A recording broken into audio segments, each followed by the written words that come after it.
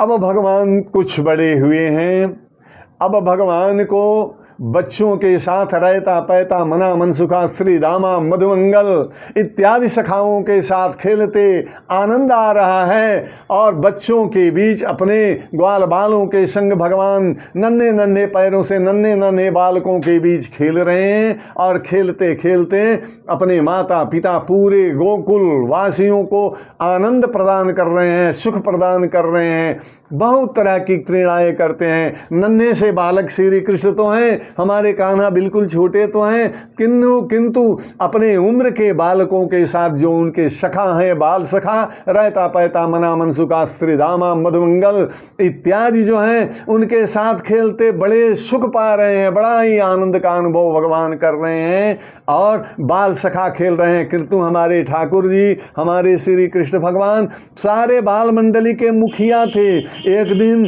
बालकों के अंदर हुई कि चलिए रास्ते पर त्रिमुहानी पर खेला जाए, तो खेलने के लिए गोकुल के बाहर भगवान बाल सखाओं के साथ जाते हैं। मैया अपना कार्य कर रही है, बाबा आनंद घर में आनंद मना रहे हैं, सारे गोकुलवासी अपने अपने कार्य में लगे हुए हैं बालकों के साथ।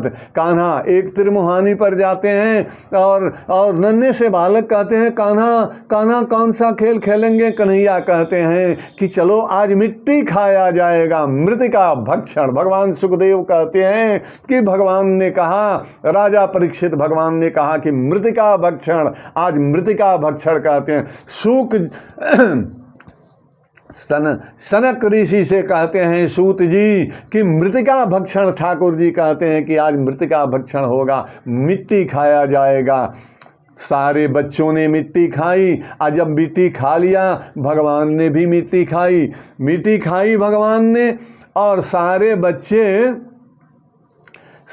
बच्चे जब मिट्टी खा लिए तो आकर के दौड़े दौड़े मैया यशोदा से कहा, मैया तुम्हारे लालों ने मिट्टी खायो, कान्हों ने मिट्टी खायो। कान्हा तो मिट्टी खा लिया है। मैया घबराई, अरे मेरा कान्हा मिट्टी खाया? कान्हा दौड़े दौड़े, ना मैया मैंने मिट्टी नहीं खाई। रहता पैता मना मनसुखा स्त्री दामा और मधुमंगल सबने एक स्वर में कहा, मैया मिट्टी खाई है, कान्हा ने मिट्टी खाई है। मैया नहीं मानती हो तो पूछो पहले कान्हा से पूछा यशोदा मैया ने, क्यों रे कान्हा तूने मिट्टी खाई? तेरे घर दूध दही माखन मिश्री की कमी है क्या? 9 लाख गायें मेरे घर में है, तू मिट्टी क्यों खा रहा है? तो अपनी सिरुआ से अंदाज में नन्हा सा बालक कन्हैया कहते हैं, मैया मैंने मिट्टी नहीं खाई। भगवान वेद व्यास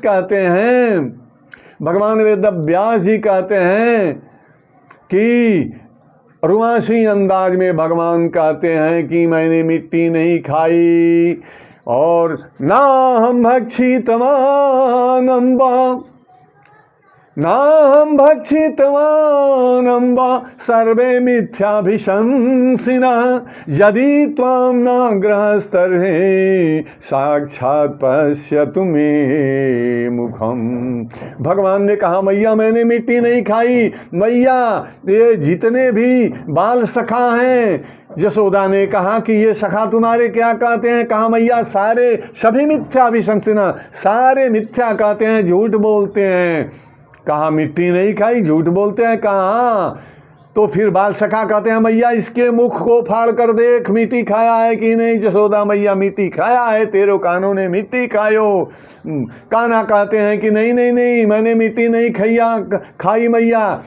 अगर यदि त्वं न ग्रहस्तर्हि साक्षात पश्यतु मे मुखम। मैया अगर तुझे विश्वास नहीं तो साक्षात मेरे मुख को फाड़ कर देख लो मैया यशोदा ने कहा, अच्छा सुझाव दिया, तूने ही तो सुझाव दिया। सखा भी कहते हैं झूठ बोलता है, आओ तेरे मुख को फाड़ कर मैं देखती हूँ। जैसे ही मुख बवाया मैया यशोदा ने, देखते ही देखते बेहोश हो गई मैया। मुख के अंदर विश्व रूप का दर्शन किया माता यशोदा ने। और क्या देखा मैया जसोदा ने देखा कि अरे ये कान्हा, छोटे से नन्हे बालक कान्हा के मुख में, अरे ये तो सूरज हैं, चंद्रमा है, तारे हैं, आकाश है, पृथ्वी है, जंगल है, झाड़ी है, अरे सब कुछ इसके मुख में भरा है। यहाँ तक कि माता जसोदा देखती है कि मैं भी उसके मुख में हूँ, मेरे पति भगवान नंद जी, बाबा नंद भी मुख में है, पूरे गोकुलवासी मुख में, अरे पूरा ब्रह्मांड कन्हैया के मुख में है। अजीब बात हो गई, अजीब बात हो गई। मैया घबराई और बेहोश हो गई, मैया को मूर्छा आ गई, मैया मूर्छित हो गई। और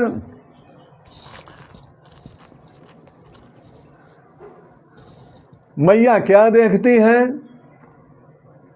सूरदास जी कहते हैं, कमल मुख गगन लिए जगदीश, कमल मुख गगन लिए जगदीश, कमल मुख गगन लिए जगदीश। संसार के मालिक कन्हैया भगवान श्री कृष्ण आकाश, पृथ्वी और सारे समंदर, नदियाँ, नदी नाले सब मुख के अंदर है, जंगल झाड़ी पहाड़ सब कुछ मुख के अंदर देखती है मैया जसोदा।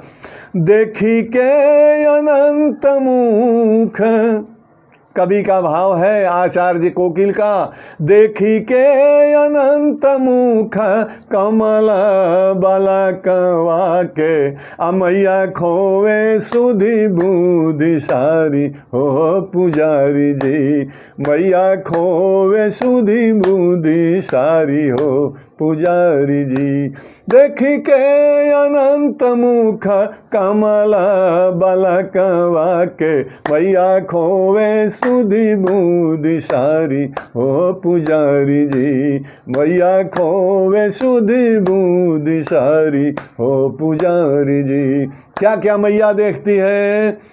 अरे नदियों पहाड़ बाड़ी, नदी नाला जंगल झाड़ी, आंगन पहाड़ बाड़ी, नदी नाला जंगल झाड़ी, कानन पहाड़ बाड़ी, नदी नाला जंगल झाड़ी, कानन पहाड़ बाड़ी, नदी नाला जंगल झाड़ी, धरती समेत क्षेत्र भारी ए मुरारी जी, धरती समेत क्षेत्र भारी ओ मुरारी जी, धरती समेत क्षेत्र भारी ए मुरारी जी। शारदाओ शेष बाणे, शारदाओ शेष बाणे, देव सब खाड़े खाड़े, शारदाओ शेष बाणे, 33 कोटि देव खाड़े, शारदाओ शेष बाणे, 33 कोटि देव खाड़े, शारदाओ शेष बाणे, 33 कोटि देव खाड़, शारदाओ शेष बाणे, 33 कोटि देव खाड़े, शारदाओ शेष बाणे, 33 कोटि देव खाड़े। अरे लक्ष्मी जी आरती उतारिए मुरारी जी, लक्ष्मी जी आरती उतारिए मुरारी जी। देख के अनंत मुख कमल बालकवा के, मैया खोवे सुधि बुद्धि सारी ए मुरारी जी, मैया खोवे सुधि बुद्धि सारी ए मुरारी जी। मैया सब कुछ देख रही है। अरे मैया देख रही है, सूरज है मुख में, बालक के मुख में सूरज है, चंद्रमा है, तारे हैं, गगन है, पृथ्वी है, समंदर है, जंगल है, पहाड़ है, कानन है, उसमें 33 कोटि देवता खड़े हैं, उसी में भगवान विष्णु है। भगवान विष्णु की आरती माता लक्ष्मी उतार रही है। माता जसोदा सब कुछ मुख में जब देखती है, मूर्छित होकर के गिर जाती है और गिर करके बेहोश हो जाती है। भगवान सोचते हैं कि मेरी माया ने माता को थोड़ा सा मूर्छित कर दिया, इसलिए भगवान अपनी माया को खींचते हैं। माता जसोदा यशोदा का मूर्छा टूटता है, मैया यशोदा उठकर बैठती है, अरे राम मुझे क्या हो गया, अरे भला बालक के मुख में ये सब क्या होगा। मैया अब बालक के मुख में कुछ नहीं दिखाई देता, सिर्फ मुख बाएं हैं भगवान कान्हा, और मुख में अब कुछ माता यशोदा को दिखाई नहीं देता। मैया यशोदा कपाल को अपने हाथ से पोंछती है, अरे कहती है कि अरे मुझे तो लगता है कि अंधेरा छा गया था, मैं मूर्छित हो गई थी, भला बालक के मुंह में ये सब थोड़े रहेगा। अपने माया से सारे माया को विश्व रूप का दर्शन अपने माँ यशोदा को करा करके भगवान ने अपने माया को समेट लिया, खिंच लिया। मैया यशोदा सोची, अरे ये तो मेरा वात्सल्य प्रेम उमड़ रहा है अपने पुत्र के प्रति, ये तो मेरा वही पुत्र है, इसके मुख में कुछ नहीं। अरे मैं तो झूठे मारी गई थी मेरी मती, मैं तो स्वप्न देख रही थी, लगता है मैं बैठे बैठे सो गई, स्वप्न देखने लगी कि मुख में ये सूरज है, चंद्रमा है, तारे हैं, मैं हूँ, बाबानंद है, पूरा अखिल कोट ब्रह्मांड उस मुख में है। और मैया पुनः पूर्व की भांति अपना पुत्र समझने लगी। आइए सब स्वप्न मान करके और पुनः अपने होश में आई। इस प्रकार भगवान ने विराट रूप का दर्शन कराया। यदि श्रीमद्भागवते महापुराणे पारमहंस्यां संहितायाम और विराट रूप नामो क्षमोध्याय। बोलिए श्री कृष्ण भगवान की।